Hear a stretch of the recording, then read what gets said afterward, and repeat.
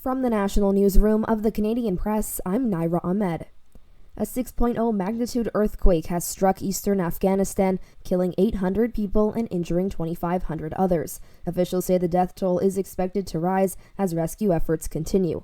Desperate Afghans clawed through rubble in the dead of the night in search of missing loved ones after the quake hit near the city of Jalalabad late Sunday night and had several aftershocks.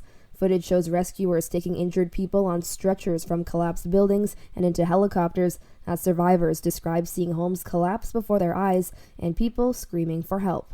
Back at home, wildfires continue to burn across Canada, including many that remain out of control. Nova Scotia officials say the province's largest wildfire in Annapolis Valley has scorched nearly 85 square kilometers of land since it broke out on August 13th. New Brunswick has seen 2 out-of-control wildfires burn nearly 23 square kilometers of land.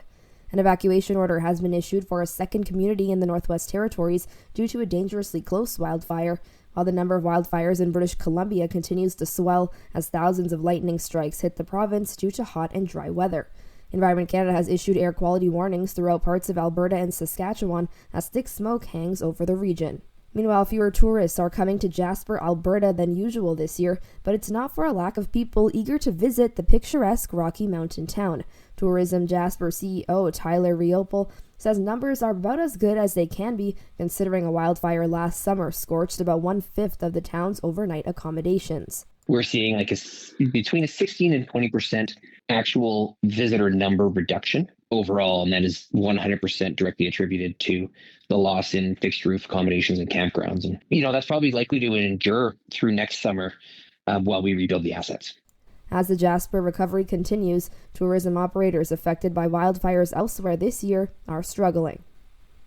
Where labor unions and workers were once safe to vote for the NDP, the party can no longer count on their support. Senator Hassan Yousef is the former president of the Canadian Labour Congress. He says there are about 4 million unionized workers in Canada and that political parties recognize the power they wield more than ever before. The traditional history that some try to portray that the Labour movement is 100% NDPs is certainly not true. Yousef says both the Liberals and Conservatives have shifted their policies toward organized labor over the last decade, and many within the NDP acknowledge the party has lost touch with where it started. And Canadian singer The Weeknd's song has made history this weekend. Blinding Lights becoming the first song ever to hit 5 billion Spotify streams, nudging out the previously most streamed song, Ed Sheeran's The Shape of You. The oldest song with the most streams, just shy of 3 billion, is from 1975, Queen's epic Bohemian Rhapsody. Wayne Cabot, ABC News. This is the Canadian Press.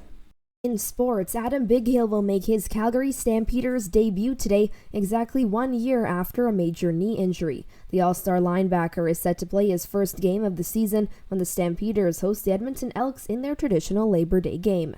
Meanwhile, Bo Levi-Mitchell is on the cusp of history as his Hamilton Tiger Cats host the Toronto Argonauts today. The veteran quarterback needs just 3 touchdown passes to hit 250 for his career, a feat accomplished by just 11 others in CFL history. In the MLB, Chris Bassett is set to take the mound for the Blue Jays today as Toronto visits Cincinnati in the matinee matchup. Montreal's Felix Auger-Aliassime is playing in the U.S. Open round of 16 today, while 2 Canadians will take the court in U.S. Open women's doubles action today. Ottawa's Gabriela Dabrowski and her partner, New Zealand's Erin Routliffe, followed later in the day by Leila Fernandez of Laval, Quebec, who teams up with Venus Williams for a third-round matchup. From the Canadian Press, I'm Naira Ahmed. Thanks for listening. Don't forget to follow and subscribe. For more of today's top stories, visit thecanadianpressnews.ca.